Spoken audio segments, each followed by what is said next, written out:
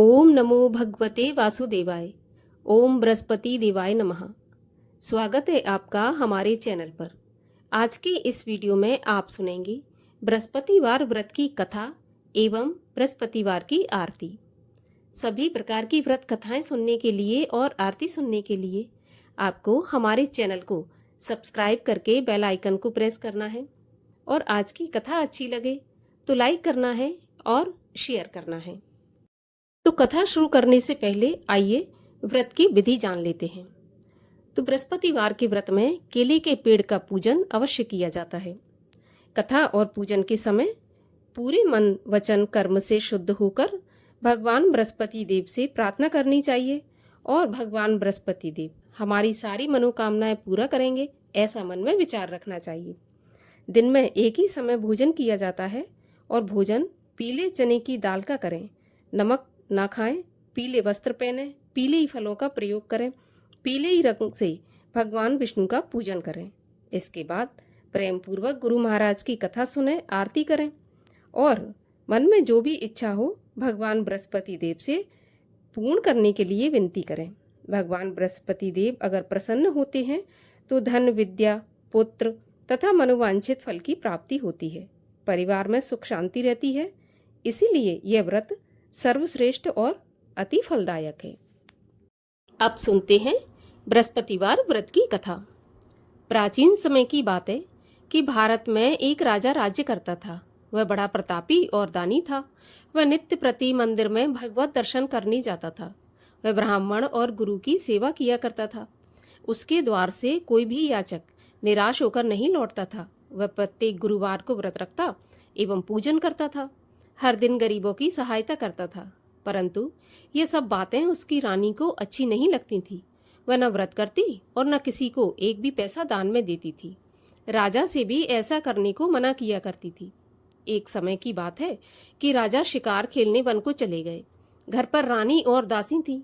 उस समय गुरु बृहस्पति साधु का रूप धारण करके राजा के दरवाजे पर भिक्षा मांगने आए।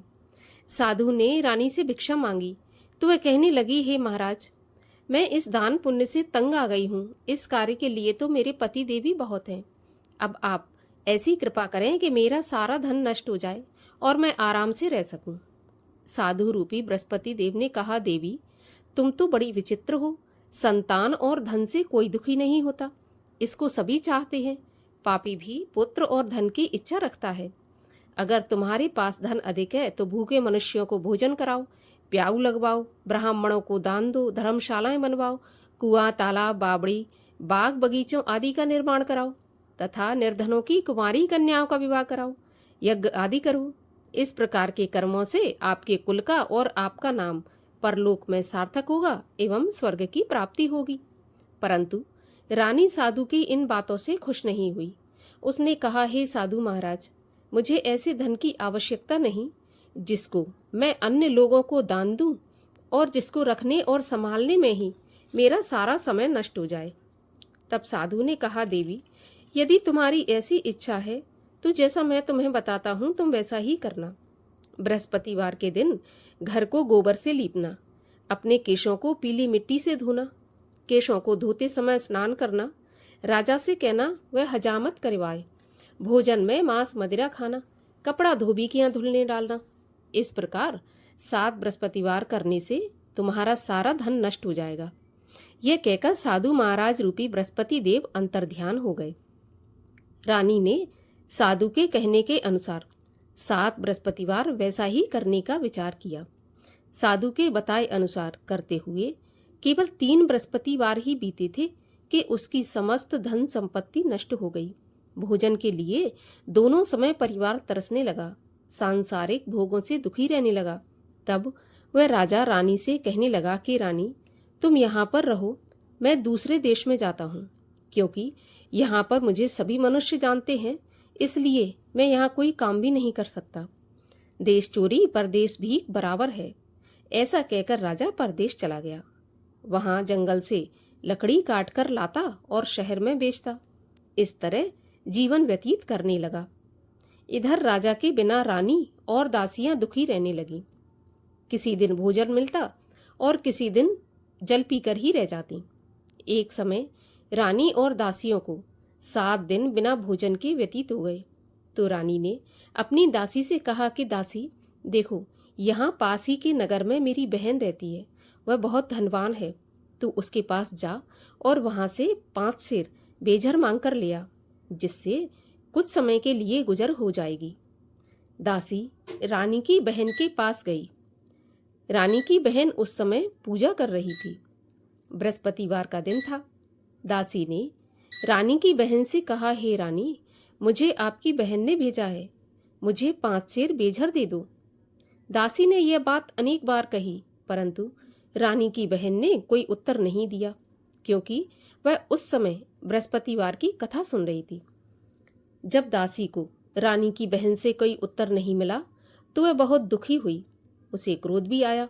वह लौटकर रानी से बोली, रानी जी, आपकी बहन बहुत ही धनी स्त्री है, छोटे लोगों से वह बात भी नहीं करती।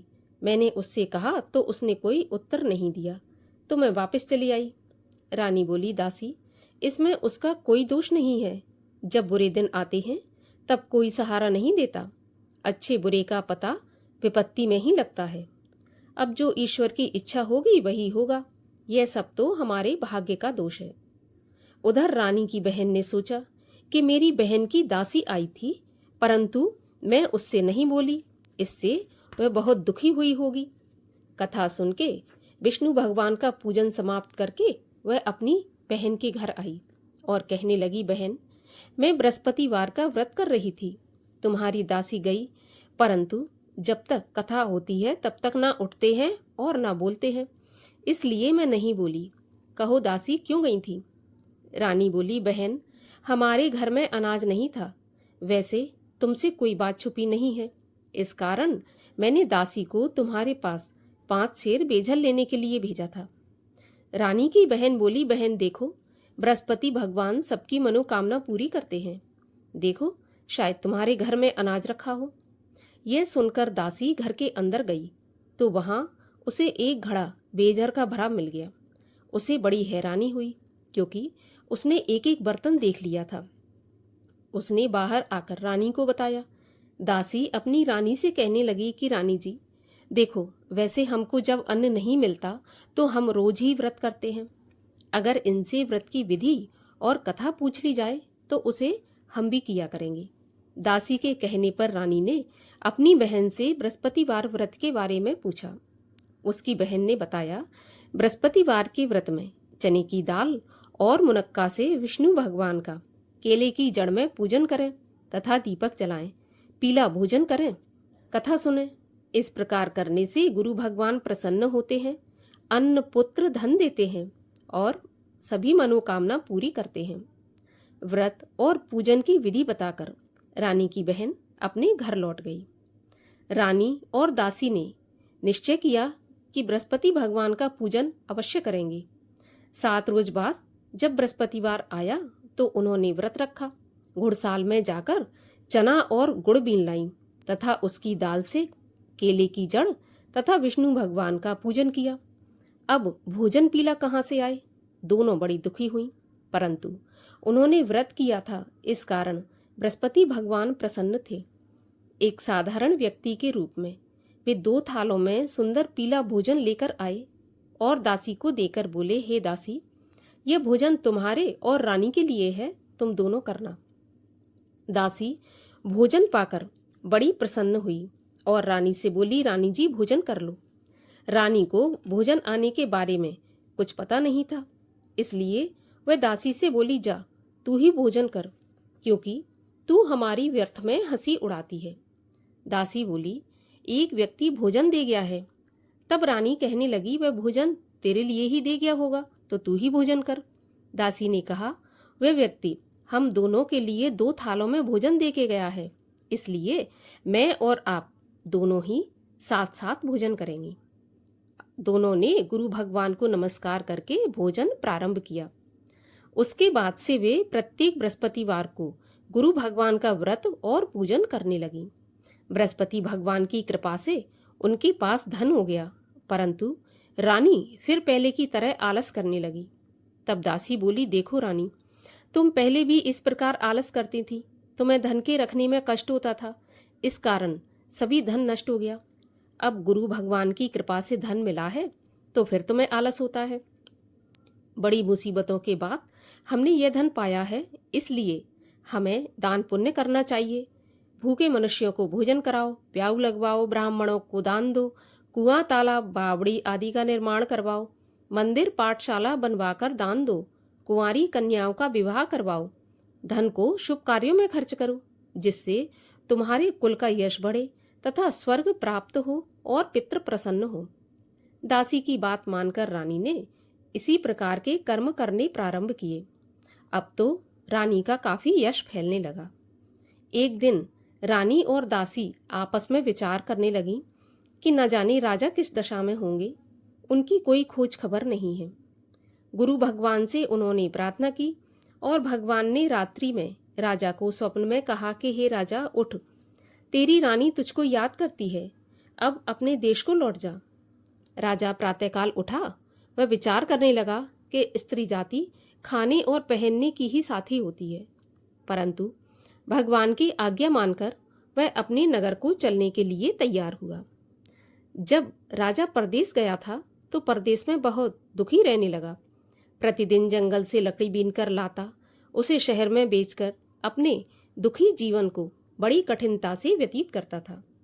एक दिन राजा दुखी होकर अपनी पुरानी बातों को याद करके रोने लगा। उस जंगल में बृहस्पति देव एक साधु का रूप धारण करके आए और राजा के पास आकर बोले, लकड़हारे, तुम इस सुनसान जंगल में किस चिंता में बैठे हो, मुझे बताओ। यह सुनकर राजा के नेत्रों में जल भर आया और साधु की वंदना करके बोला, हे प्रभु, आप सब कुछ जानने वाले हैं। इतना कहकर राजा ने साधु को अपनी संपूर्ण कहानी सुना दी। अब महात्मा तो दयालु होते हैं। वे राजा से बोले, राजा, तुम्हारी पत्नी ने बृहस्पति देव के प्रति अपराध किया था, जिसके कारण तुम्हारी यह दशा हुई। अब तुम किसी प्रकार की चिंता मत करो, भगवान तुम्हें पहले से अधिक धन देंगे। देखो, तुम्हारी पत्नी ने बृहस्पतिवार का व्रत प्रारंभ कर दिया है। अब तुम भी बृहस्पतिवार का व्रत करके चने की दाल व गुड़ जल के लोटे में डालकर केले का पूजन करो, फिर कथा कहो या सुनो, भगवान तुम्हारी सब कामनाओं को पूरा करेंगे। साधु को प्रसन्न देखकर राजा बोला, हे प्रभु, मुझे लकड़ी बेचकर इतना पैसा नहीं बचता जिससे भोजन करने के उपरांत कुछ बचा सकूं। मैंने रात्रि में अपनी रानी को व्याकुल देखा है। मेरे पास कोई साधन नहीं जिससे उसका समाचार जान सकूं। फिर मैं बृहस्पति देव की क्या कहानी कहूं, यह भी मुझको मालूम नहीं है। तब साधु ने कहा, राजा, तुम किसी बात की चिंता मत करो। बृहस्पतिवार के दिन तुम रोज की तरह लकड़ियां लेकर शहर में जाओ। तुम्हें रोज से दोना धन प्राप्त होगा, जिससे तुम भली भांति भोजन कर लोगे तथा बृहस्पति देव की पूजा का सामान भी आ जाएगा। और बृहस्पतिवार की कहानी इस प्रकार से है। प्राचीन काल में एक बहुत ही निर्धन ब्राह्मण था। उसके कोई संतान नहीं थी। वह नित्य पूजा पाठ करता, परंतु उसकी स्त्री बहुत मलिनता के साथ रहती थी। वह न स्नान करती, न किसी देवता का पूजन करती। प्रातःकाल उठते ही सर्वप्रथम भोजन करती, बाद में अन्य कार्य करती। ब्राह्मण देवता बहुत दुखी रहते थे। पत्नी को बहुत समझाते, किंतु उसका कोई परिणाम नहीं निकलता। भगवान की कृपा से ब्राह्मण की स्त्री की कन्या उत्पन्न हुई। वह कन्या अपने पिता के घर में बड़ी होने लगी। वह बालिका प्रातः स्नान करके भगवान विष्णु का जप करती, बृहस्पतिवार का व्रत भी करने लगी। पूजा पाठ समाप्त करके स्कूल जाती तो अपनी मुट्ठी में जौ भर के ले जाती और पाठशाला के मार्ग में डालती जाती। वही जौ सोने के हो जाते तो लौटते समय उनको बीनकर घर ले आती। एक दिन वह बालिका सूप में उन सोने के जौ को फटक कर साफ कर रही थी। तभी उसकी माँ ने देख लिया और कहा, बेटी, सोने के जौ को फटकने के लिए सोने का सूप होना चाहिए। दूसरे दिन बृहस्पतिवार था। इस कन्या ने व्रत रखा और बृहस्पति देव से प्रार्थना करके कहा कि हे प्रभु, यदि मैंने सच्चे मन से आपकी पूजा की हो तो मुझे सोने का सूप दे दो। बृहस्पति देव ने उसकी प्रार्थना स्वीकार कर ली। रोजाना की तरह वह कन्या जौ फैलाती हुई स्कूल चली गई। स्कूल से लौटकर जब वह जौ बीन रही थी तो बृहस्पति देव की कृपा से उसे सोने का सूप मिला। उसे वह घर ले आई और उसमें जौ साफ करने लगी, परंतु उसकी माँ का वही ढंग रहा। एक दिन की बात है, वह कन्या सोने के सूप में जौ साफ कर रही थी। उस समय उस नगर का राजकुमार वहां से होकर निकला। इस कन्या के रूप और कार्य को देखकर उस कन्या पर मोहित हो गया। राजमहल आकर भोजन तथा जल त्याग कर उदास होकर लेट गया। राजा को जब राजकुमार द्वारा अन्न जल त्यागने का समाचार ज्ञात हुआ तो अपने मंत्रियों के साथ वह अपने पुत्र के पास गए और बोले, हे बेटा, तुम्हें किस बात का कष्ट है? किसी ने अपमान किया है अथवा कोई और कारण हो सो मुझे बताओ, मैं वही करूँगा जिससे तुम्हें प्रसन्नता हो। राजकुमार ने अपने पिता की बातें सुनी तो वह बोला, मुझे आपकी कृपा से किसी बात का दुख नहीं है। किसी ने मेरा अपमान नहीं किया, परंतु मैं उस लड़की के साथ विवाह करना चाहता हूँ जो सोने के सूप में जौ साफ कर रही थी। यह सुनकर राजा आश्चर्य में पड़ गया और बोला, हे बेटा, इस तरह की कन्या का पता तुम ही लगाओ, मैं उसके साथ तुम्हारा विवाह अवश्य करवा दूंगा। राजकुमार ने राजा को उस लड़की के घर का पता बताया। तब मंत्री उस लड़की के घर गया और राजा का आदेश ब्राह्मण को सुनाया। कुछ ही दिन बाद ब्राह्मण की कन्या का विवाह राजकुमार के साथ संपन्न हो गया। कन्या के घर से जाते ही अब उस ब्राह्मण देवता के घर में पहले की तरह गरीबी का निवास हो गया। अब भोजन के लिए भी अन्न बड़ी मुश्किल से मिलता था। एक दिन दुखी होकर ब्राह्मण देवता अपनी पुत्री से मिलने गए। बेटी ने पिता की दुखी अवस्था को देखा और अपनी माँ का समाचार पूछा।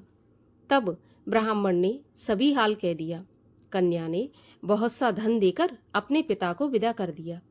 इस तरह ब्राह्मण का कुछ समय सुखपूर्वक व्यतीत हो गया। लेकिन कुछ दिन बाद फिर वही हाल हो गया। ब्राह्मण फिर अपनी कन्या के यहाँ आया और सभी हाल बताया तो पुत्री बोली, पिताजी, आप माताजी को यहाँ लेवा लाओ, मैं उन्हें विधि बता दूंगी जिससे गरीबी दूर हो जाए। ब्राह्मण देवता अपनी स्त्री को साथ लेकर राजमहल अपनी पुत्री के पास पहुंचे तो पुत्री अपनी माँ को समझाने लगी कि माँ, तुम प्रातःकाल उठकर प्रथम स्नान आदि करके विष्णु भगवान का पूजन करो तो सब दरिद्रता दूर हो जाएगी। परंतु उसकी माँ ने उसकी एक भी बात नहीं मानी और प्रातःकाल उठकर अपनी पुत्री का बचा जूठन खा लिया। एक दिन उसकी पुत्री को बहुत गुस्सा आया। उसने एक रात को कोठरी से सारा सामान निकाल दिया और अपनी माँ को उसमें बंद कर दिया। सुबह उसमें से उसे निकाला तथा स्नान आदि करा के पूजा पाठ करवाया तो उसकी माँ की बुद्धि ठीक हो गई। इसके बाद वह नियम से पूजा पाठ करती और प्रत्येक बृहस्पतिवार को व्रत रखने लगी।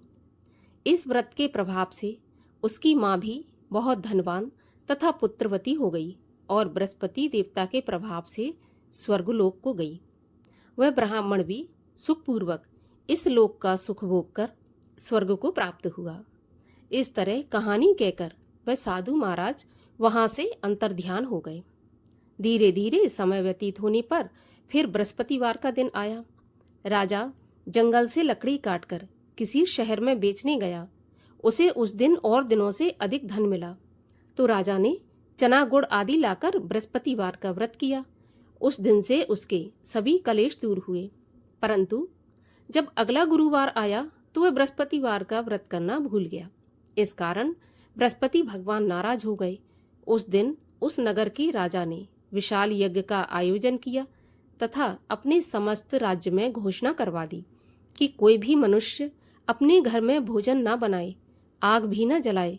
समस्त जनता मेरे यहाँ भोजन करने आए और इस आज्ञा को जो नहीं मानेगा उसको फांसी की सजा दी जाएगी। राजा की आज्ञा अनुसार राज्य के सभी वासी राजा के भोज में शामिल हुए। लेकिन लकड़हारा कुछ देर से पहुंचा, इसलिए राजा उसको अपने साथ महल में ले गए। जब राजा लकड़हारे को भोजन करा रहे थे तो रानी की दृष्टि उस खूंटी पर पड़ी जिस पर उसका हार लटका हुआ था। उसे हार खूंटी पर लटका दिखाई नहीं दिया तो रानी ने सोचा कि मेरा हार इस लकड़हारे ने चुरा लिया है और उसी समय सैनिक बुलवाकर उसको जेल में डलवा दिया। जब लकड़हारा जेल खाने में गया तो बहुत दुखी होकर विचार करने लगा कि न जाने कौन से पूर्व जन्म के कर्म से मुझे यह दुख प्राप्त हुआ है, और उसी साधु को याद करने लगा जो जंगल में मिला था। तत्काल बृहस्पति देव साधु के रूप में प्रकट हो गए और उसकी दशा को देखकर कहने लगे, अरे मूर्ख, तूने बृहस्पति देवता की कथा नहीं की, इसी कारण तुझे दुख प्राप्त हुआ है। अब चिंता मत कर, बृहस्पतिवार के दिन जेल खाने के दरवाजे पर 4 पैसे पड़े मिलेंगे, उनसे तू बृहस्पति देव की पूजा करना तो तेरे सभी कष्ट दूर हो जाएंगे। अगले बृहस्पतिवार उसे जेल के द्वार पर 4 पैसे मिले। राजा ने पूजा का सामान मंगवाकर कथा कही और प्रसाद बांटा। उसी रात्रि को बृहस्पति देव ने उस नगर के राजा को सपने में कहा कि राजा, तूने जिस आदमी को जेल में बंद कर दिया है वह निर्दोष है, वह राजा है, उसे छोड़ देना। रानी का हार उसी खूंटी पर लटका हुआ है, अगर तू ऐसा नहीं करेगा तो मैं तेरे राज्य को नष्ट कर दूंगा। राजा प्रातःकाल उठा और खूंटी पर हार टंगा देखकर लकड़हारे को बुलाकर क्षमा मांगी तथा राजा के योग्य सुंदर वस्त्र आभूषण भेंट करके उसे विदा किया। गुरुदेव की आज्ञा के अनुसार राजा अपने नगर को चल दिया। राजा जब नगर के निकट पहुंचा तो उसे बड़ा आश्चर्य हुआ। नगर में पहले से अधिक बाग, तालाब, कुएं तथा बहुत सी धर्मशालाएं, मंदिर आदि बने हुए थे। राजा ने पूछा, यह किसका बाग और धर्मशाला है? तब नगर के सब लोग कहने लगे, यह सब रानी और दासी के द्वारा बनवाए गए हैं। राजा को आश्चर्य हुआ और गुस्सा भी आया। जब रानी ने खबर सुनी कि राजा आ रहे हैं तो उसने अपनी दासी से कहा कि दासी, देख, राजा हमको कितनी बुरी हालत में छोड़ गए थे। हमारी ऐसी हालत देखकर वह लौट न जाए, इसलिए तू दरवाजे पर खड़ी हो जा। रानी की आज्ञा के अनुसार दासी दरवाजे पर खड़ी हो गई और राजा आए तो उन्हें अपने साथ महल में लिवा लाई। तब राजा ने क्रोध करके अपनी तलवार निकाली और पूछने लगा, बताओ, यह धन तुम्हें कैसे प्राप्त हुआ है? तब रानी ने बताया, हमें यह धन बृहस्पति देव के व्रत के प्रभाव से प्राप्त हुआ है। अब तो राजा ने निश्चय किया कि 7 रोज बाद तो सभी बृहस्पति देव का पूजन करते हैं, परंतु मैं रोजाना दिन में 3 बार कथा कहा करूँगा तथा रोज व्रत किया करूँगा। अब हर समय राजा के दुपट्टे में चने की दाल बंधी रहती तथा दिन में 3 बार कथा कहता। एक रोज राजा ने विचार किया कि चलो अपनी बहन के यहाँ हो आऊं। इस तरह निश्चय कर राजा घोड़े पर सवार हो अपनी बहन के यहाँ चल दिया। मार्ग में उसने देखा कि कुछ आदमी एक मुर्दे को लिए जा रहे हैं। उन्हें रोककर राजा कहने लगा, अरे भाइयों, मेरी बृहस्पति देव की कथा सुन लो। वे बोले, लो, हमारा तो आदमी मर गया, इसको अपनी कथा की पड़ी है। परंतु कुछ आदमी बोले, अच्छा कहो, हम तुम्हारी कथा भी सुनेंगे। राजा ने दाल निकाली और कथा कहनी शुरू कर दी। जब कथा आधी हुई थी तो मुर्दा हिलने लगा और जब कथा समाप्त हुई तो राम राम करके वह मुर्दा खड़ा हो गया। राजा आगे बढ़ा। चलते चलते उसे शाम हो गई। आगे मार्ग में उसे एक किसान खेत में हल चलाता मिला। राजा उससे बोला, अरे भैया, तुम मेरी बृहस्पतिवार की कथा सुन लो। किसान बोला, जब तक मैं तेरी कथा सुनूंगा तब तक 4 हरैया जोत लूंगा। जा अपनी कथा किसी और को सुनाना। राजा आगे चलने लगा। राजा के हटते ही बैल पछाड़ खाकर गिर गए और किसान के पेट में बहुत जोर से दर्द होने लगा। उसी समय किसान की पत्नी रोटी लेकर आई। उसने जब यह देखा तो अपने पुत्र से सब हाल पूछा और बेटे ने सभी हाल बता दिया। तो दौड़ी दौड़ी उस घुड़सवार के पास गई और उससे बोली, मैं तेरी कथा सुनूंगी, तू अपनी कथा मेरे खेत पे चलकर ही कहना।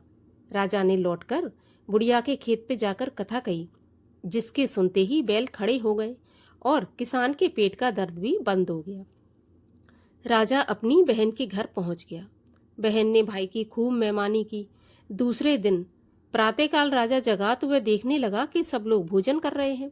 राजा ने अपनी बहन से पूछा, ऐसा कोई मनुष्य है जिसने भोजन नहीं किया हो, जो मेरी बृहस्पतिवार की कथा सुन ले?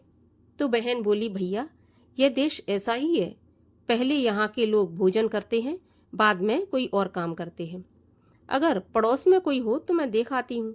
ऐसा कहकर बहन देखने चली गई, परंतु उसे कोई ऐसा व्यक्ति नहीं मिला जिसने भोजन नहीं किया हो। वह एक कुम्हार के घर गई जिसका लड़का बीमार था। उसे मालूम पड़ा कि उसके यहाँ 3 दिन से किसी ने खाना नहीं खाया। रानी ने अपने भाई की कथा सुनने के लिए कुम्हार से कहा और वह तैयार हो गया। राजा ने कुम्हार के घर जाकर बृहस्पतिवार की कथा कही, जिसको सुनकर उसका लड़का ठीक हो गया। अब तो राजा की प्रशंसा होने लगी। एक दिन राजा ने अपनी बहन से कहा, बहन, मैं अपने घर को जाऊंगा, तुम भी तैयार हो जाओ। राजा की बहन ने अपनी सास से अपने भाई के साथ जाने की आज्ञा मांगी, तो सास बोली, चली जा, परंतु अपने लड़कों को मत ले जाना, क्योंकि तेरे भाई के तो कोई संतान नहीं होती। बहन ने अपने भैया से कहा कि भैया, मैं तो चलूंगी, पर कोई बालक नहीं जाएगा। राजा बोला, जब कोई बालक नहीं चलेगा तो तुम क्या करोगी? बड़े दुखी मन से राजा अपने नगर को लौट आया। राजा ने अपनी रानी से कहा, हम निर्वंशी राजा हैं, हमारा मुंह देखने का भी धर्म नहीं है, और बिना भोजन किए वह शैया पर लेट गया। रानी बोली, हे प्रभु, बृहस्पति देव ने हमें सब कुछ दिया है, वे हमें संतान अवश्य देंगे। उसी रात को बृहस्पति देव ने राजा को सपने में कहा, हे राजा, उठ, सभी सोच त्याग दे, तेरी रानी गर्भवती है। राजा को यह जानकर बड़ी खुशी हुई। 9वें महीने रानी के गर्भ से एक सुंदर पुत्र पैदा हुआ। तब राजा बोला, हे रानी, स्त्री बिना भोजन के रह सकती है, परंतु बिना कहे नहीं रह सकती। जब मेरी बहन आए तो तुम उससे कुछ कहना मत। रानी ने सुनकर हाँ कर दी। जब राजा की बहन ने यह शुभ समाचार सुना तो बहुत खुश हुई और बधाई लेकर अपने भाई के यहाँ आई। तभी रानी ने कहा, घोड़ा चढ़ाकर नहीं आई, गधा चढ़ी आई। बहन बोली, भैया, अगर मैं इस प्रकार न कहती तो तुम्हें औलाद कैसे मिलती?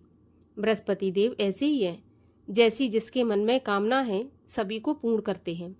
जो सद्भावना पूर्वक बृहस्पतिवार का व्रत करता है एवं कथा पढ़ता है अथवा सुनता है और दूसरों को सुनाता है, बृहस्पति देव उसकी सभी मनोकामना पूरी करते हैं। भगवान बृहस्पति देव उनकी सदैव रक्षा करते हैं। जो संसार में सद्भावना से गुरुदेव का पूजन एवं व्रत सच्चे हृदय से करते हैं, उनकी सभी मनोकामनाएं पूर्ण होती हैं। जैसी सच्ची भावना से रानी और राजा ने बृहस्पति देव की कथा का गुणगान किया, तो उनकी सभी इच्छाएं बृहस्पति देव ने पूर्ण की थीं। इसलिए सबको कथा सुनने के बाद प्रसाद देकर जाना चाहिए। हृदय से उनका मनन करते हुए जयकारा बोलना चाहिए। बोलिए बृहस्पति भगवान की जय। बृहस्पति देव की आरती। ओम जय बृहस्पति देवा, स्वामी जय बृहस्पति देवा। छिन छिन भोग लगाऊं, कदली फल मेवा। ओम जय बृहस्पति देवा। तुम पूरन परमात्मा, तुम अंतर्यामी। जगत पिता जगदीश्वर, तुम सबके स्वामी। ओम जय बृहस्पति देवा। चरणामृत निज निर्मल, सब पातक हरता। सकल मनोरथ दायक, कृपा करो भरता। ओम जय बृहस्पति देवा। तन मन धन अर्पण कर, जो जन शरण पड़े। प्रभु प्रकट तब होकर, आकर द्वार खड़े। ओम जय बृहस्पति देवा। दीन दयाल दयानिधि, भक्तन हितकारी। पाप दोष सब हरता, भव बंधन हारी। ओम जय बृहस्पति देवा। सकल मनोरथ दायक, सब संशय हारो। विषय विकार मिटाओ, संतन सुखकारी। ओम जय बृहस्पति देवा। जो कोई आरती प्रभु की, प्रेम सहित गावे। जेठानंद आनंद कर, सो निश्चय पावे। ओम जय बृहस्पति देवा।